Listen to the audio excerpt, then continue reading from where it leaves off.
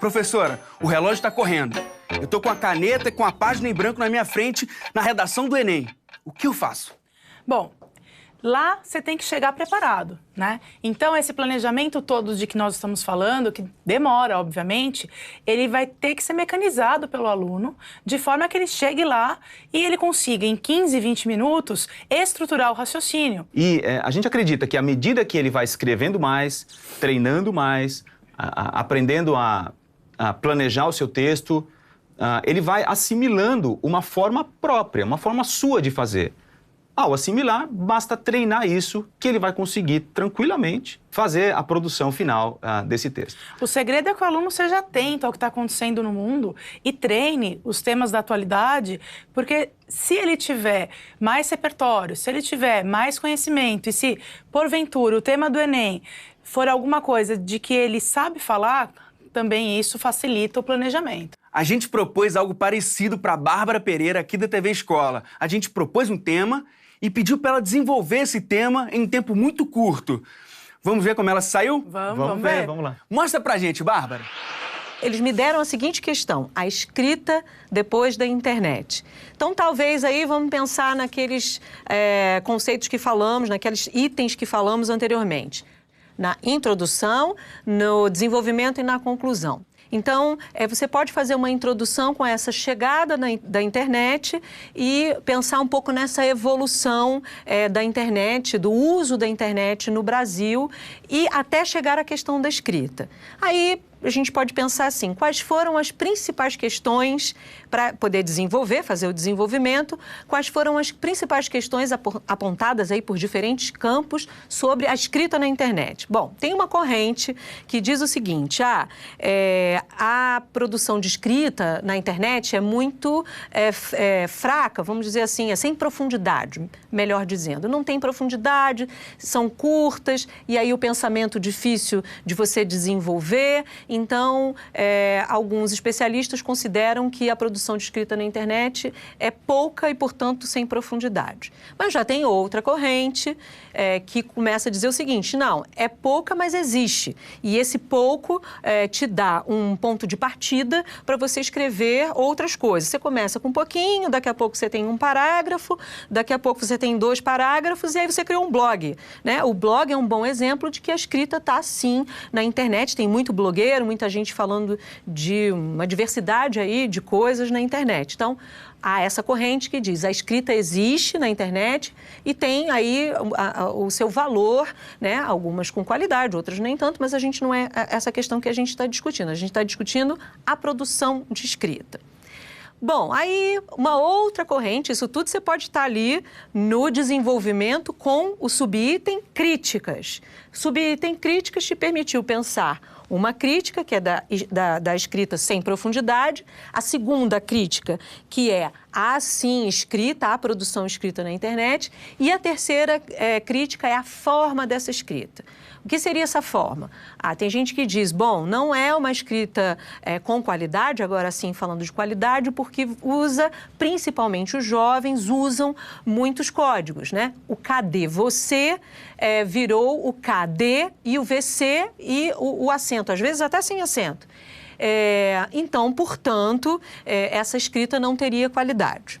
Aí a gente pode pensar o seguinte, ainda dentro desse desenvolvimento. Bom, tem uma outra corrente que diz o seguinte: é preciso respeitar o seu texto dependendo do lugar onde ele está. Então, é uma metáfora que alguns especialistas fazem, diz o seguinte: você vai usar a roupa adequada para a festa adequada. A mesma coisa com o texto. O texto, você vai, dependendo do seu leitor, é a maneira como você vai escrever. Então, esse texto é permitido? Sim, mas não para uma prova como a do Enem, que exige a norma culta, porque ele foge à norma culta. Então, essa é uma questão que poderia estar aí no desenvolvimento. O texto que foge à norma culta é esse texto entrecortado da internet, que é possível, sim, ele faz, sim, uma comunicação, mas ele não pode ser utilizado para alguns leitores, como o leitor da prova do Enem, né? A pessoa que vai corrigir a prova do Enem exige, portanto, aí que você se expresse de acordo com a norma culta. Mas Você ainda está aí no desenvolvimento do seu texto. Você pensou, vamos voltar.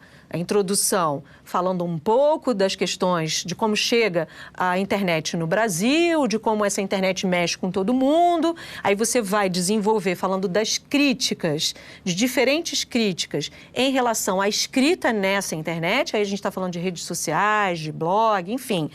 E aí você pode fazer uma conclusão pensando o seguinte, qual é o caminho dessa escrita? Ou qual é o caminho dessa internet, já que você começou na introdução falando um pouco da chegada dos computadores em massa, você pode dizer assim, olha, com o aumento, talvez aí, com o aumento cada vez mais do uso dessa internet, a escrita pode tomar um caminho X ou Y de acordo com sua visão. E aí, como falávamos anteriormente, você vai precisar de repertório. O meu repertório, Bárbara Pereira, me permite pensar um pouco nessa escrita, do que pode acontecer com essa escrita. E você, né? O que o seu repertório te deu ou te traz para que você possa fazer uma conclusão, fazendo talvez aí uma previsão da escrita com o aumento cada vez mais do uso da internet pelos jovens, porque a gente sabe, a gente vê todos os dias cada vez mais a garotada usando aí até para escrever em celulares, em smartphones. O que isso pode acarretar, né? Isso é algo que você pode aí pensar nessa conclusão aí desse texto. Então, só para resumir, a introdução você pensou na internet, pensamos aqui juntos na internet, o desenvolvimento em diferentes críticas, portanto, em 3 subtemas, e a conclusão em algo que o seu repertório te permitiu avaliar sobre todas as questões que você trouxe anteriormente. É isso, espero que tenha ajudado vocês. Ótima redação aí no Enem 2016. Tchau. Professor, a gente já sabe sobre a estrutura, mas e sobre o tema? Que cada Enem é um tema diferente para a redação. Como a gente se prepara para isso? Sempre são questões muito atuais, sempre há uma temática social, né, muito presente. Então, o aluno precisa buscar informações para se preparar a fim de que esteja capacitado a discutir essas questões. Buscar informações onde? Em diferentes fontes de informação. Diferentes mídias, diferentes jornais. Onde a gente pode encontrar recursos para fazer uma boa dissertação? A gente pode indicar vários livros, né? Vários mesmo. Eu trouxe aqui 2 deles possíveis. Esse que é do professor Cristóvão Tesa, inclusive escritor. Esse é do professor Carlos Faraco, né? São linguistas lá do Sul.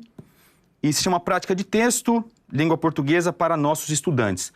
Aqui tem desde uma abordagem micro, a partir da produção de um parágrafo, passando para como relacionar ideias e como fazer efetivamente um texto né, de maneira integral.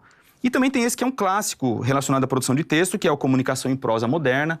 Ele tem várias edições, as primeiras são da década de 70, mas continua sendo reeditado sem muitas mudanças, né? Então, o aluno que encontrar qualquer uma dessas edições é muito acessível, muito fácil de achar, certamente vai ter um bom referencial para treinar, para estudar mais a respeito, para se preparar melhor. Nós temos ciência de que não é simples, mas a gente também tem ciência de que todo mundo pode conseguir e que é uma questão de prática, de treino, de informação, de estrutura.